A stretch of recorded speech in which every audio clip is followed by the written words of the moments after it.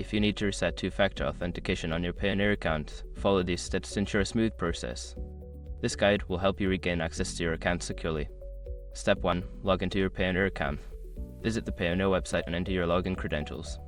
If you are unable to log in due to two-factor authentication, look for the option to reset or recover your account. Step 2. Access security settings. Once logged in, navigate to the Account Settings or Security Settings section. This is typically found in your account profile or dashboard. Step 3. Choose two-factor authentication. In the Security Settings, locate the option for two-factor authentication. Click on it to view your current settings and options for resetting. Step 4. Follow the reset instructions. Payoneer will provide specific instructions for resetting your two-factor authentication.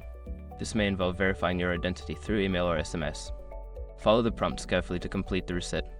Step 5. Set up new two-factor authentication. After successfully resetting, you will need to set up two-factor authentication again.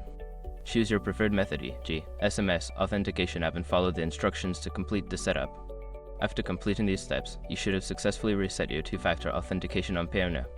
If you encounter any issues, consider reaching out to Payoneer customer support for further assistance.